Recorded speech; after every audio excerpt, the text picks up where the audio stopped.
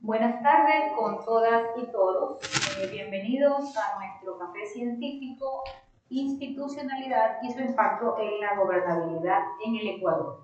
Como instituto de investigación dentro de la Universidad Católica, parte del Vicerrectorado de Investigación y Posgrados y del Sistema de Investigación y Desarrollo, SINDE, cada mes organizamos este espacio que pretende ser horizontal, de discusión, de un compartir académico sobre temas diversos relacionados con la investigación. En este caso, en este mes de octubre, tenemos el café a cargo del instituto que yo dirijo, el ICSEA, Instituto de Investigación en Ciencias Sociales, Estudios Humanísticos y Arte. Como instituto tratamos de organizar temas que tienen que ver con la situación social, política, económica del país y que tengan relación también con las trayectorias de nuestros docentes y nuestros investigadores. El día de hoy estamos aquí con el tema de la institucionalidad y su impacto en la gobernabilidad, porque seguramente, aunque la mayoría son jóvenes, igual seguramente conocen las situaciones que venimos viviendo como país ya en los últimos años, que tiene que ver con nuestras instituciones, nuestro Estado, y cómo está también nuestra gobernabilidad afectándose desde hace algunos años también. Entonces, en este sentido, hemos invitado a dos docentes e investigadores que vienen a compartir con nosotros su punto de vista y posterior a sus exposiciones tendremos este espacio abierto para compartir, para discutir, para opinar en este tema que es de relevancia para todos. Entonces vamos a comenzar el día de hoy presentando, yo soy Cecilia Condo, directora del ICSEA, y tengo junto conmigo a la abogada Marena Briones y el abogado Miguel Ángel Saltos. Vamos a darle la palabra primero a Marena. Marena ha sido docente en nuestra universidad por muchos años, aunque actualmente decidió jubilarse para dedicarse a cosas más interesantes todavía como la investigación. Marena tiene una trayectoria también como investigadora. Pertenece a grupos de investigación que tienen que ver con el derecho, con el género, con la literatura. Entonces ella tiene unos interesantes aportes que cruzan, que salen de solamente el derecho y que cruzan estas otras aristas que muy pocos profesionales les gusta, digamos, tratar de hacer estas mixturas, estas combinaciones interesantes. Como docente sigue todavía en otras universidades como la Casa Grande, pero en el caso nuestro como católica todavía sigue como investigadora, va a seguir todavía de largo en varios proyectos, uno que tiene que ver con el género, específicamente con el acoso sexual en universidades y otros temas que también van más allá solamente que del género.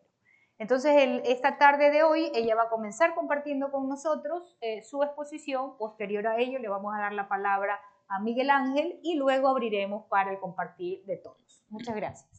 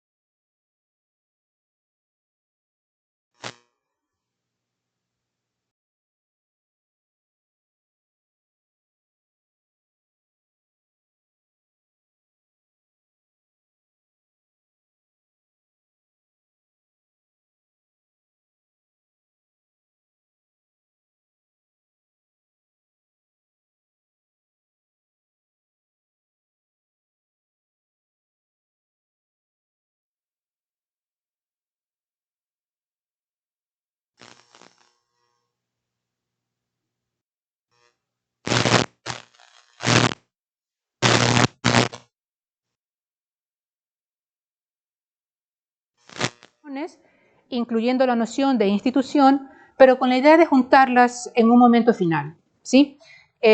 porque creo que es indispensable. Es indispensable despejar algunas dudas que podemos tener acerca de ambos términos, de gobernabilidad y en este caso voy a hablar de institucionalización.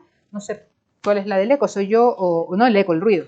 Bueno, y finalmente, a partir de eso voy a hacer una lectura general en torno al país, muy general, ¿no? Me gustaría más bien conversar y escuchar la intervención de Miguel Ángel para plantearnos algunas cosas acerca de este tema.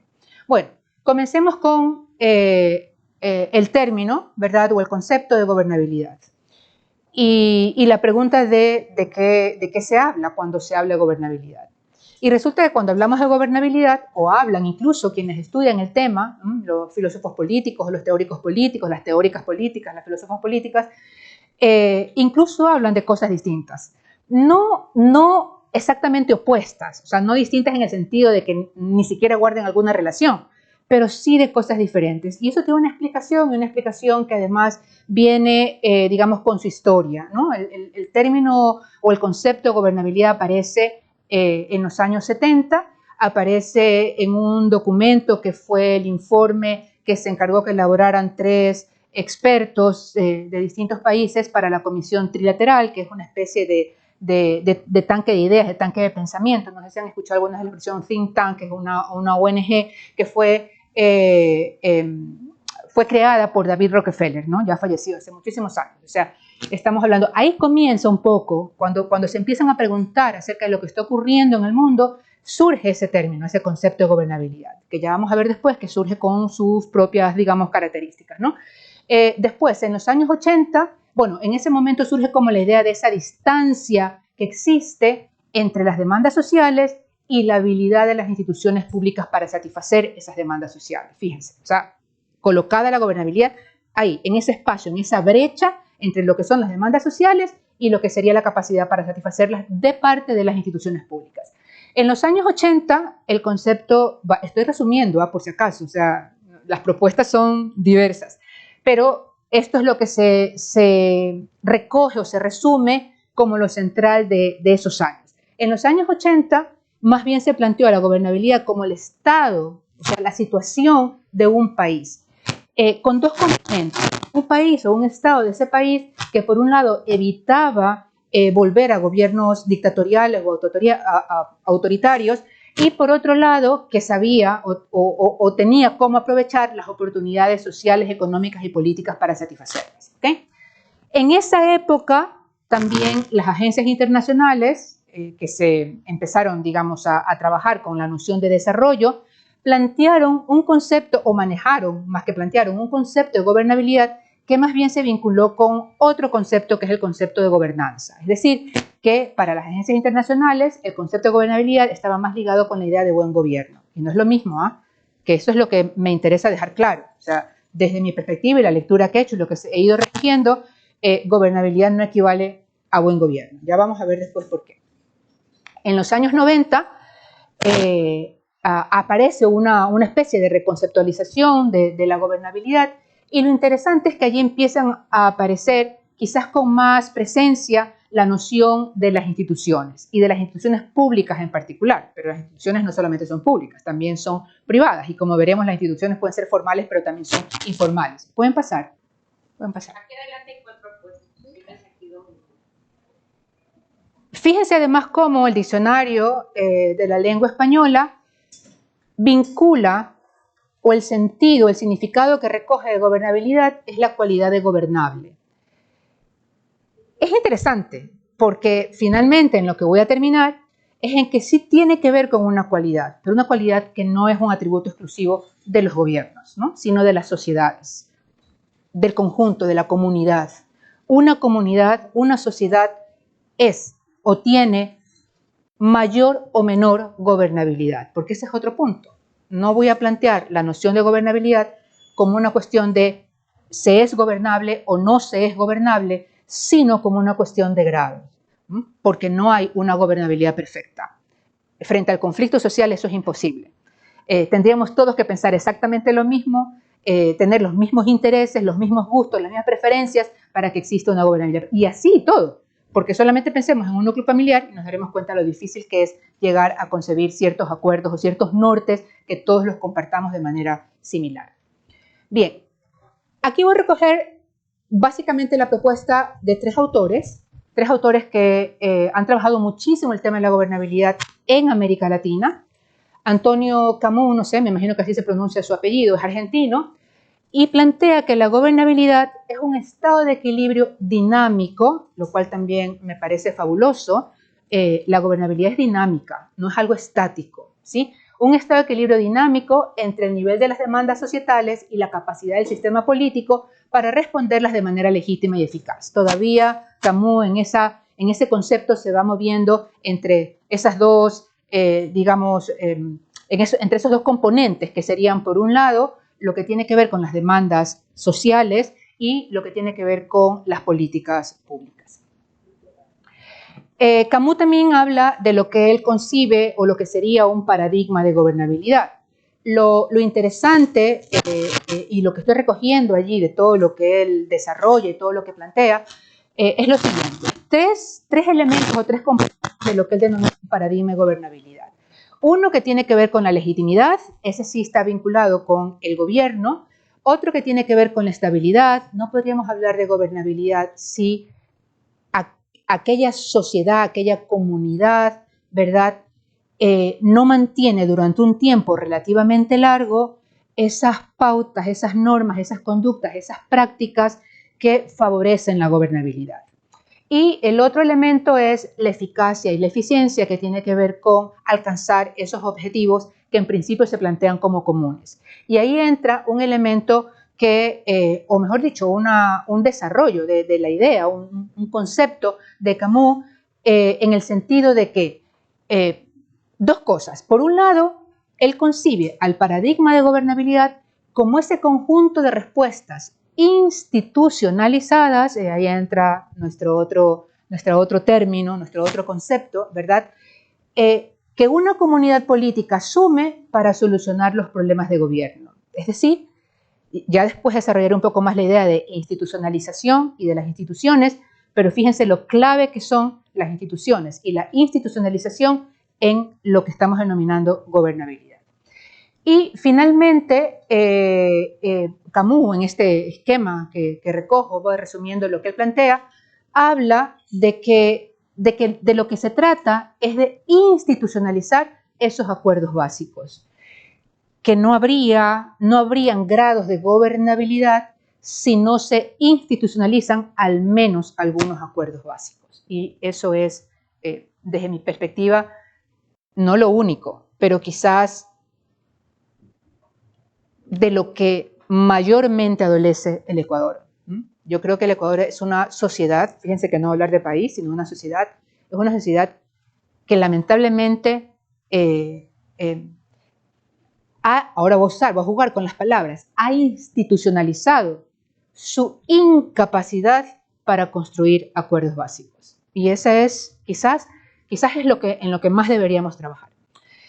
La perspectiva de Joan Prats ya falleció, era abogado, pero también se dedicó al estudio sociológico de la gobernabilidad y político de la gobernabilidad, y concibe la gobernabilidad como un atributo, y ahora sí vamos aterrizando más a lo que sería mi perspectiva, a un atributo de las sociedades que se han estructurado sociopolíticamente de modo tal que todos los actores estratégicos se interrelacionan para tomar decisiones de autoridad y resolver sus conflictos conforme a un sistema de reglas y de procedimientos formales e informales dentro del cual formulan sus expectativas y estrategias. Me dices un poco el tiempo porque yo creo que voy a tener que ir más rápido. Bueno, Prats también plantea un modelo de gobernabilidad y en ese modelo de gobernabilidad, me explico mejor. Plantea que de lo que se debe hablar son de modelos de gobernabilidad. No hay un modelo de gobernabilidad. Cada sociedad debería construir su modelo de gobernabilidad, porque eso va a depender de las características de esa sociedad. Y entonces ahí los tres componentes que para Prats son cruciales son los actores estratégicos y las prácticas que esos actores estratégicos desarrollan, las reglas, los procedimientos y las fórmulas que sobre todo están institucionalizados o desarrollan las instituciones y los actores estratégicos también, y los conflictos, qué conflictos existen entre esos actores estratégicos.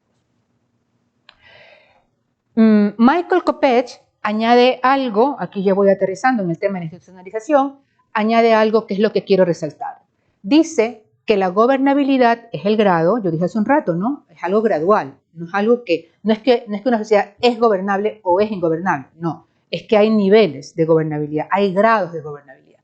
Es el grado en que las relaciones entre los actores estratégicos obedecen a unas fórmulas estables y mutuamente aceptadas. Esto es, y ahí está la síntesis, el grado en el cual el sistema político se institucionaliza. Y otra vez recupero esa idea que había mencionado antes, la importancia, el eje clave que constituyen las instituciones y la institucionalización en el ámbito de la gobernabilidad.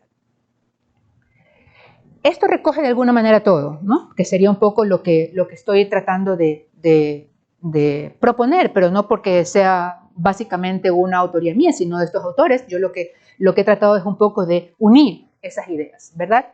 Y entonces habría que, digamos, tener en cuenta que la gobernabilidad implica una variedad de actores con diferentes intereses, con diferentes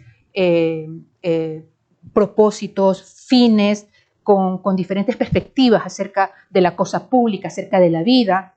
O sea, los seres humanos somos absolutamente diferentes y diversos. Es inevitable eso. Es más, es una riqueza. Yo siempre creo que es una riqueza. Lo que pasa es que es difícil convivir, ¿no? Si es difícil convivir entre iguales, más difícil es convivir entre diferentes. Pero ese es el esfuerzo. La política está allí para eso. La política, precisamente de lo que se encarga, es de eso. Y por eso la política recoge la idea del conflicto social, que es algo en lo que se parece al derecho. Están las demandas sociales, que tienen que ver con las políticas públicas, están las capacidades sociales, que tienen que ver con la acción colectiva, están las instituciones y la institucionalización, en lo que me voy a detener después un poquito, implica siempre un proceso dinámico y multidimensional. La gobernabilidad es multidimensional. Podemos hablar de gobernabilidad democrática, podemos hablar de gobernabilidad política, podemos hablar de gobernabilidad sociológica, económica, etc. Y, bueno, lo que ya he dicho, que es la gestión del conflicto social. Ahora nos vamos a detener en la institucionalización. Más que hablar de institucionalidad, yo voy a hablar de institucionalización, ¿verdad? Muy brevemente, porque lo voy a hacer bastante brevemente, también voy a señalar que esto tiene una historia. Yo no me voy a remontar a la historia más atrás de 1984, sino que voy a partir de allí, cuando aparece en la teoría política y en la filosofía política lo que se conoce como el nuevo institucionalismo. Se recuperan las instituciones. En 1984, fines de los 80, comienzos de los 90, en la teoría política y en la filosofía política, las instituciones vuelven a ocupar un lugar clave en la reflexión, en la teorización. La tesis central que está atrás también de las distintas posturas que hay una diversidad de posturas y de lecturas, es que las instituciones son importantes en la vida social porque afectan la conducta y la toma de decisiones individuales y colectivas. Creo que tampoco solemos estar conscientes de eso, pero individualmente y colectivamente nos interrelacionamos e interactuamos con las instituciones. Bueno, ahí puedo pasar eso para ir un poquito más rápido. Ese fue el primer momento cuando aparece, digamos, esta recuperación de las instituciones. Un segundo momento en el que ya se elaboran algunas otras consideraciones acerca de las instituciones. Y yo las voy a mencionar nada más que como una especie de descripción. Primero, implican siempre un diálogo multidisciplinar. Ninguna institución es una institución aislada de su contexto. Entonces, también estamos hablando allí de que las instituciones permean y se permean a través de distintos ámbitos de la sociedad. ¿Okay? Bueno, ya dije eso, que hay distintas miradas. Hay tres componentes comunes de todas las corrientes que podrían entrar en eso que se denomina el nuevo institucionalismo, que son los arreglos institucionales son importantes, hay que recuperar las instituciones como ejes de análisis de la reflexión, ¿verdad? Filosófica y teórica, y empiezan a desarrollarse, que esto está como muy nuevo todavía, nuevas perspectivas vinculadas con las instituciones. Fíjense, cosas que parecen un poco raras, ¿no? Los derechos de propiedad, los costos de transacción, los diseños institucionales. ¿Okay? Bien, ahora me detengo en las instituciones como tales, para redondear esa noción anterior de institucionalismo. También es un concepto que adolece de vaguedad, porque además usamos la palabra institución para referirnos a cosas que no son similares. Por ejemplo, si alguien habla acerca de un hospital psiquiátrico, dice que esa es una institución. O si alguien habla de una universidad, dice que es una institución educativa. Pero no es de ese tipo de concepto de institución del que estoy hablando aquí. Aquí estamos hablando del concepto de institución como un marco normativo. Las instituciones son marcos normativos. Y cuando digo marcos normativos no me estoy refiriendo solo al derecho, por si acaso. No estoy hablando solo de normas jurídicas. Marcos normativos en el sentido de que toda institución está, digamos, caracterizada o constituida y constituye una serie de pautas, de prácticas, de normas políticas, sociales, económicas, dependiendo de lo que sea, que configuran esa institución. Entonces, fíjense, yo he puesto ahí unos poquitos ejemplos para que tengamos una idea. El dinero es una institución.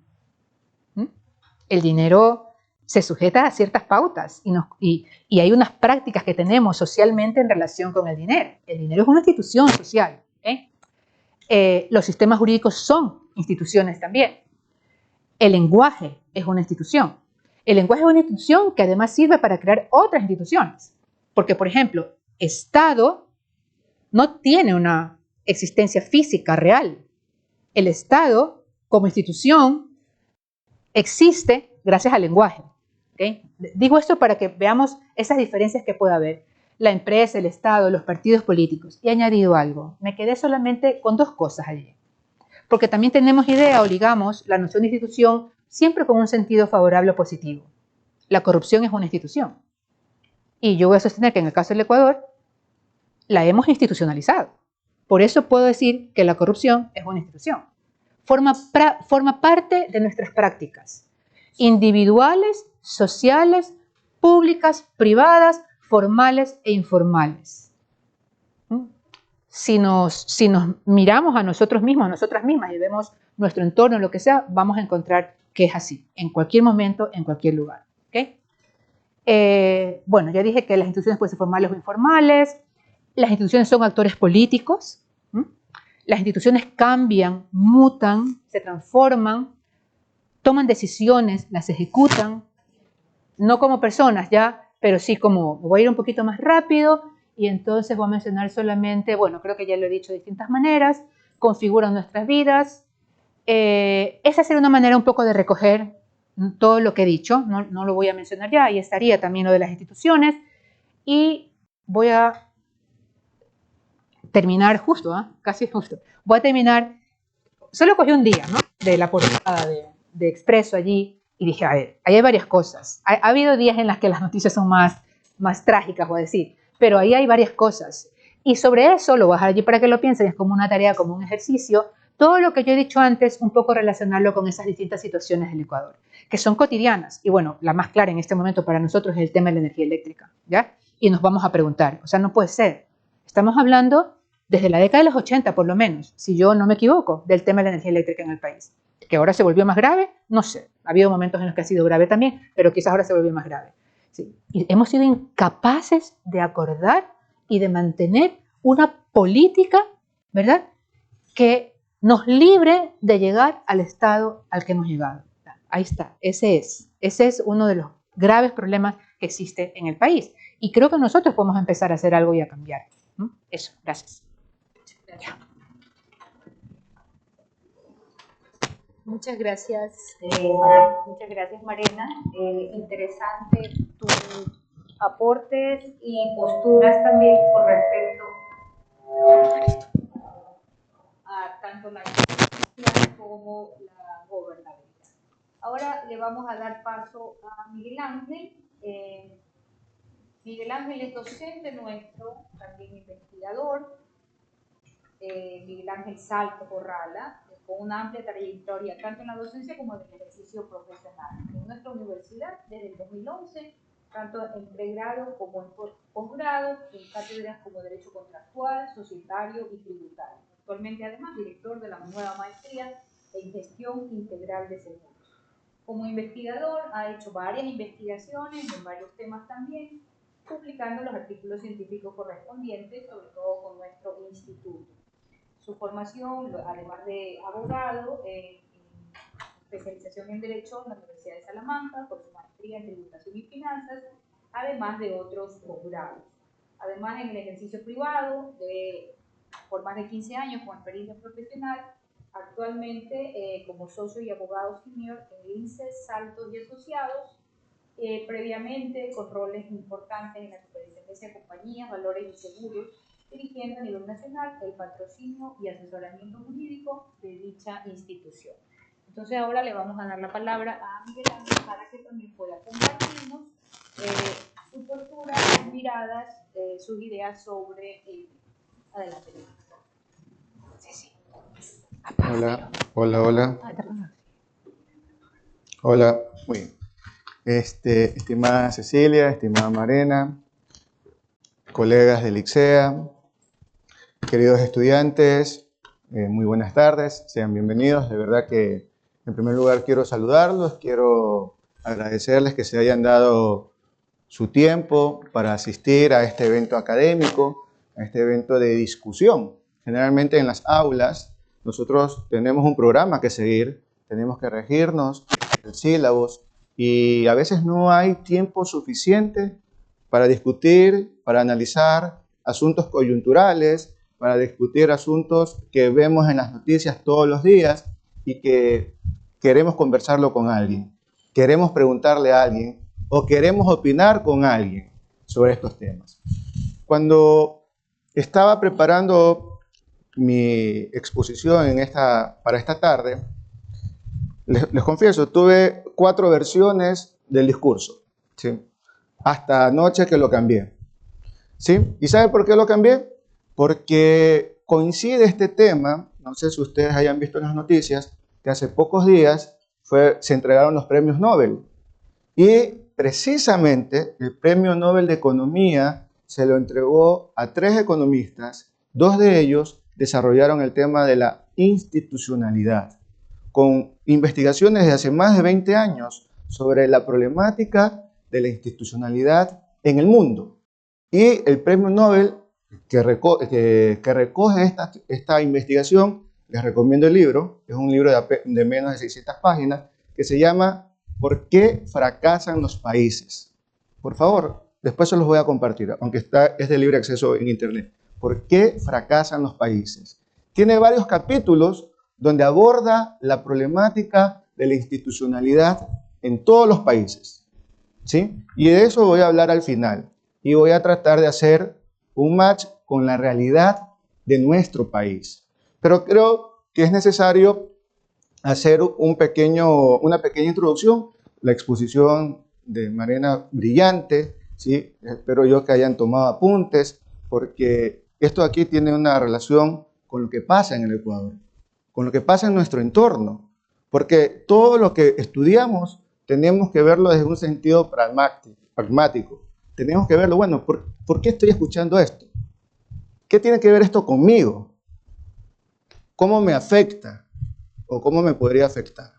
Bueno, cuando hablamos de la institucionalización o de la institucionalidad, tenemos que necesariamente referirnos a la figura del Estado, ¿sí? ¿Por qué nace o por qué surge este fenómeno de la institucionalidad? Y en este caso, en un primer aspecto que yo voy a reflexionar es sobre la institucionalización del poder estatal, que ha sido un tema ampliamente debatido desde hace siglos, ¿sí? Ustedes deben haber estudiado en distintos momentos cómo ha ido evolucionando, cómo ha ido pasando el proceso de la organización de la sociedad hasta la figura que hoy conocemos como Estado. Seguramente, en más de una ocasión, habrán escuchado que la organización de las comunidades se regía por la ley del más fuerte, ¿sí? Es decir, el que tenía la fortaleza, el que imponía el terror, era el que mandaba y el que concentraba el poder. No había normas, no había sistema normativo. Se hacía lo que él creía que era conveniente, ¿cierto? Obviamente eso llegó a un punto que no se podía sostener. ¿sí? Porque eso implicaba opresión para los demás. Entonces se vio la necesidad de buscar otra forma de convivencia, otra forma de organización social. Marena hablaba de acuerdos sociales. El Estado debe tener un contrato social, debe tener un acuerdo común, general, ¿sí? Imposible que todos coincidamos, estamos de acuerdo con eso, pero debe haber acuerdos mínimos, debe haber pactos mínimos de convivencia. En ese contexto, después de varios siglos, de mucho tiempo, pasamos a la figura del Estado moderno, ¿sí? Como nosotros lo conocemos ahora, con instituciones, donde ya se trata de disociar el poder, ¿sí? De separar el poder que tenía o que estaba en manos de una persona para que se lo delegue a distintas autoridades. Tuvimos la monarquía, hasta ahora el Estado moderno basado en el constitucionalismo. He resumido, ¿sí? Obviamente he hecho un resumen muy apretado por el tema del tiempo, ¿no? Pero hay toda una historia en eso.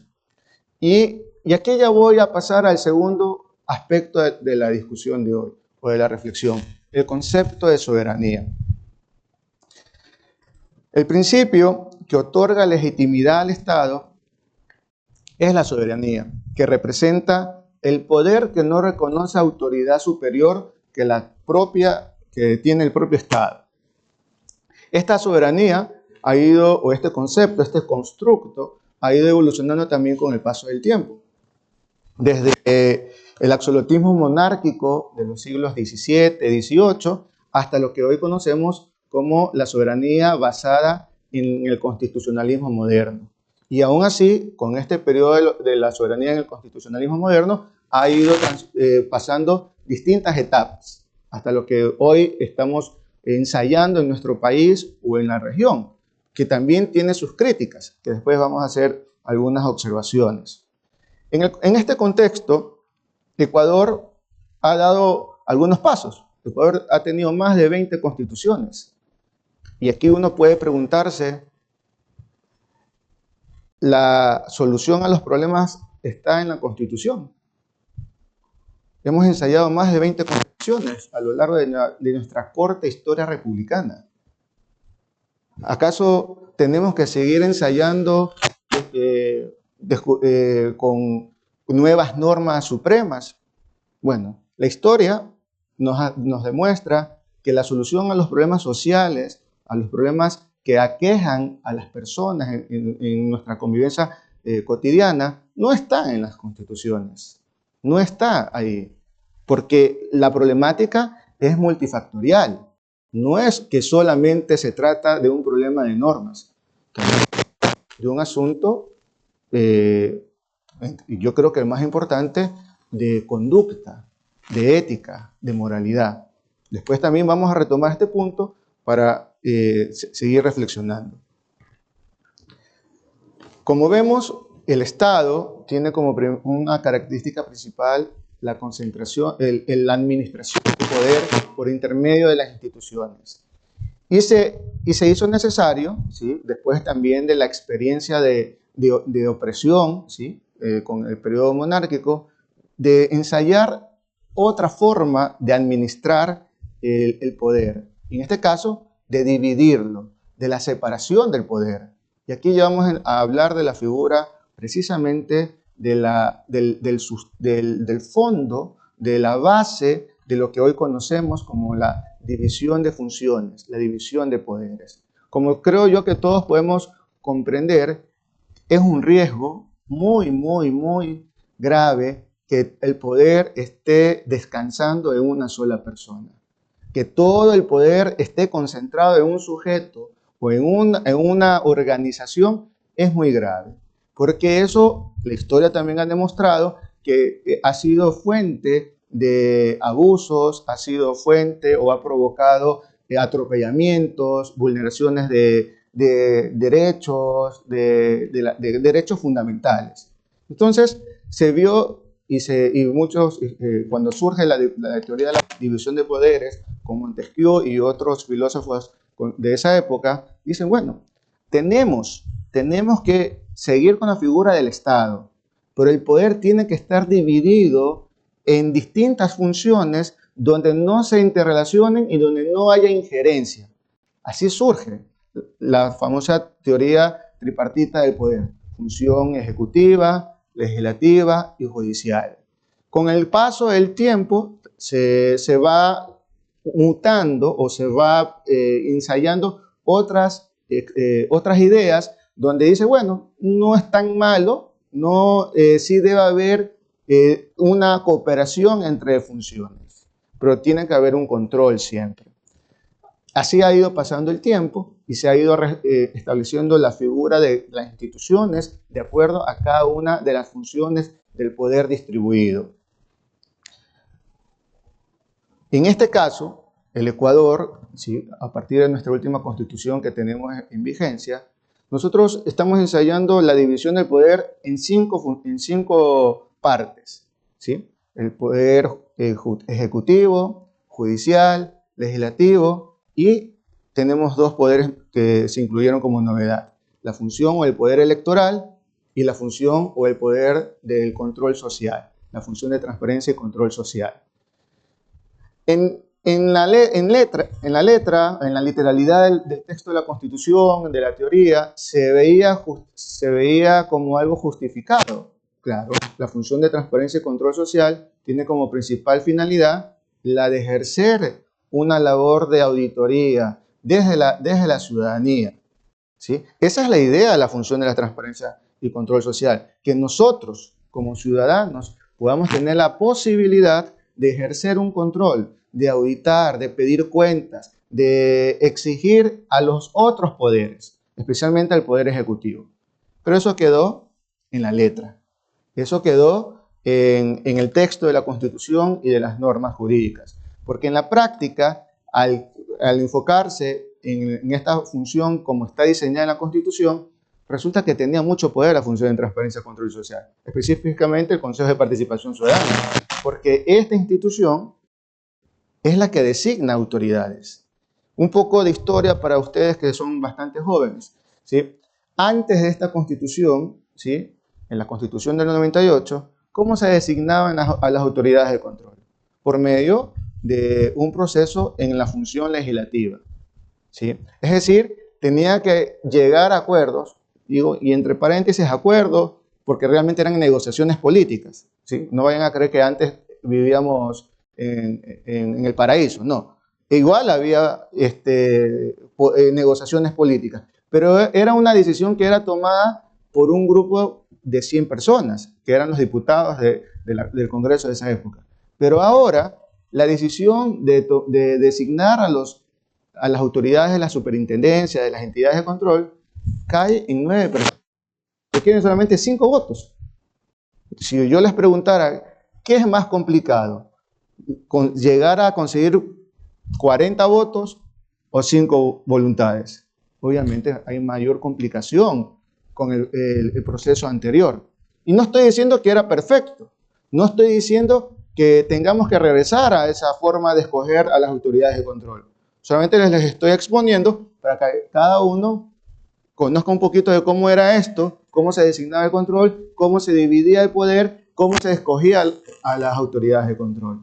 ¿Y cuál ha sido la problemática de transparencia y control social, específicamente con el Consejo de Participación Ciudadana que tenemos actualmente? Que los grupos políticos, los grupos de poder, no les interesa tanto tener el control en la Asamblea, sino ¿en dónde? El Consejo de Participación Ciudadana. Por eso ustedes y todos nosotros hemos visto cómo se ha ido generando pugnas constantemente por esa institución, por esa organización, a tal punto que un sector de la sociedad dice, ¿para qué existe esto?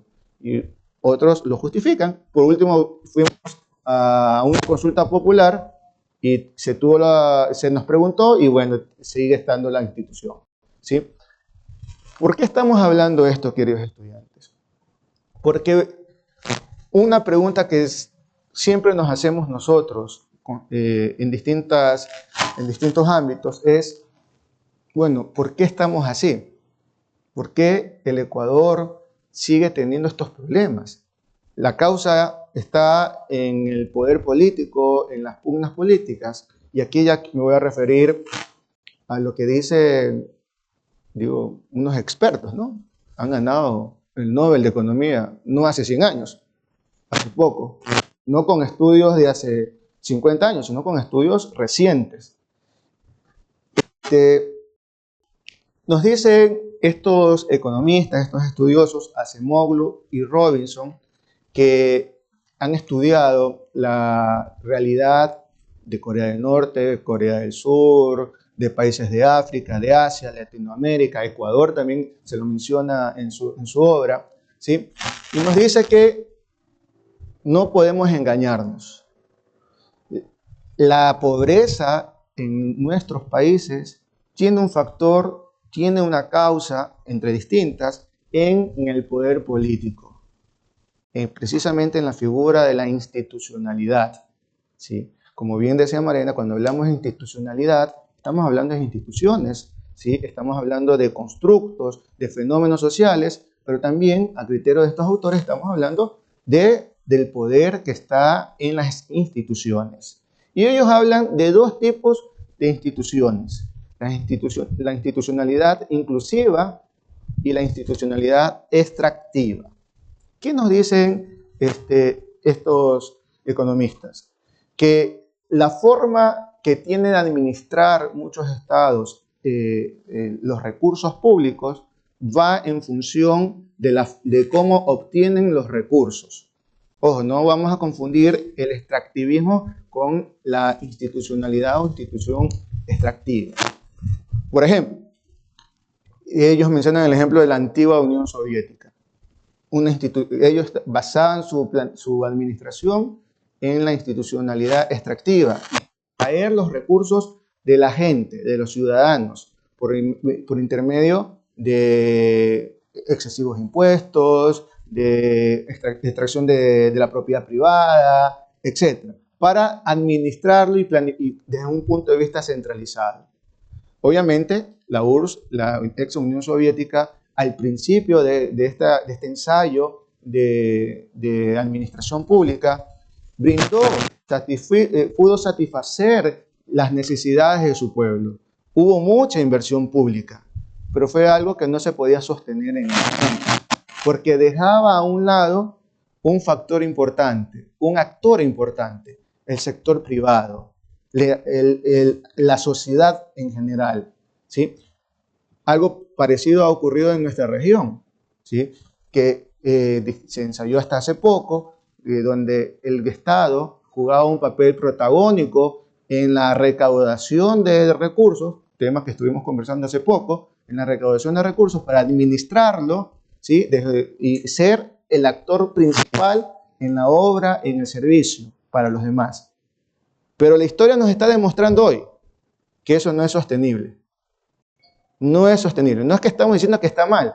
Se lo tiene que hacer, pero se lo tiene que combinar, se lo tiene que incluir, y aquí viene la otra categoría que desarrollan, ¿sí? La institucionalidad inclusiva. Se tiene que incluir a la sociedad, se tiene que incluir a la empresa en la distribución del poder. Por eso estuvimos hablando al principio del poder, porque la dinámica, el cambio necesita de la participación del poder. Pero, ¿qué es lo que ocurre? Cuando tenemos esta forma de administrar los recursos, de concentrarlos en pocas manos, es una fuente de corrupción. ¿Por qué? Porque son pocas personas que están administrando, que obviamente no quieren soltarlo, no quieren dejarlo, ¿sí? Porque eso de ahí no le dan la oportunidad a que participe el sector privado. Y aquí ya con esto voy a llegar a la parte final de mi intervención. Si tomamos como parte de lo dicho por estos autores, que es necesario transformar la forma de la gobernabilidad hacia la institucionalidad inclusiva, ¿sí? Tenemos que ver cuáles son los desafíos que tenemos aquí en Ecuador. Primero, tenemos como gran problema la corrupción, que sí, se ha institucionalizado la corrupción. Y eso de ahí tenemos que nosotros que desarraigarla en todos los ámbitos. Tenemos que desarraigarla, inclusive en lo cotidiano, en lo que hacemos todos los días nosotros. Porque el problema de la corrupción no es algo de los políticos solamente, no es algo de los funcionarios públicos solamente, sino también de la sociedad civil. Y cuando hablo de la sociedad civil estamos hablando de nosotros. Tenemos que rechazar esto de aquí. Tenemos que volcarnos hacia una convivencia ética, incluso en nuestros estudios. ¿Sí? Si no, esto no va a cambiar. Un primer desafío. Un segundo desafío que tiene el Estado, el caso de Ecuador, es el tema de la inestabilidad política. O sea, aquí cada vez que hay un nuevo presidente, cada vez que hay un cambio de poder en la función ejecutiva, ¿qué es lo que hemos visto? Todo lo que se hizo antes no sirve. Todo lo que se hizo atrás es malo. Pero ¿es correcta esa visión? ¿De verdad todo fue malo? ¿Será que no podemos tomar algo de lo que capaz sí fue bueno? ¿No será posible aprovechar algo de la inversión, así sea que haya sido exagerada? ¿No será mejor rescatar algo, mejorarlo, corregirlo y no tratar de hacer borrón y cuenta nueva? Esa forma de administrar tu plata, mi plata, nuestros recursos, es irresponsable. Pero eso se da por la inestabilidad política. Eso se da precisamente porque existe, y eso tenemos que también ser conscientes, queridos estudiantes. En nuestra sociedad existe un quemimportismo por lo que pasa a nivel político. Y generalmente ese quemimportismo se da entre ustedes. No digo que sean ustedes, ojalá que no. Pero generalmente se da entre los jóvenes. Yo no quiero saber nada de la política. Eso es allá. No, queridos estudiantes. Hay un impacto en nuestra vida cotidiana que lo estamos viviendo ahora por no interesarnos sobre estos problemas socioeconómicos. ¿Qué estamos viviendo? O sea, algo que no tenemos, o sea, algo básico. No tener energía eléctrica en el siglo XXI. Por Dios.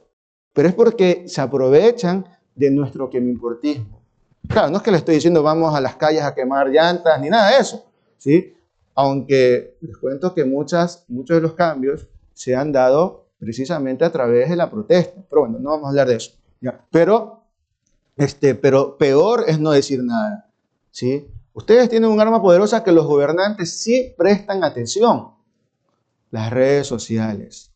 Ustedes deben estar conscientes que las decisiones que toma actualmente nuestro gobierno es en función de los indicadores de lo que les dicen que estamos opinando en redes sociales. Pero si ustedes no opinan, si ustedes no critican, ellos creen que estamos como que no nos importa lo que nos está pasando. ¿Sí? Entonces, por favor, no podemos ser ajenos a los problemas que sí te afectan. Ya se dan cuenta cómo el tema político, el tema de la administración pública, sí tiene un impacto y una influencia en nosotros, ¿sí? Otro desafío que tenemos como sociedad, y cuando hablo de sociedad estamos hablando, quiero que ustedes se incluyan en esto, es que tenemos que también mejorar en nuestra formación.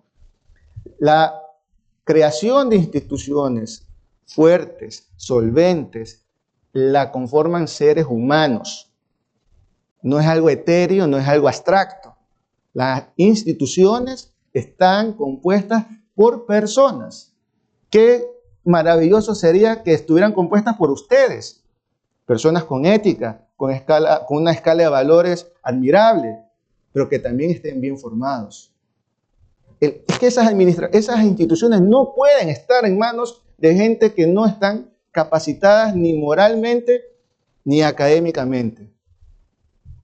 Entonces, por favor, les hago un llamado a que nos interesemos en esto de aquí que tiene un efecto práctico, tiene un impacto en nuestra vida cotidiana. Entonces con esto termino. Muchas gracias y vamos a abrir el debate.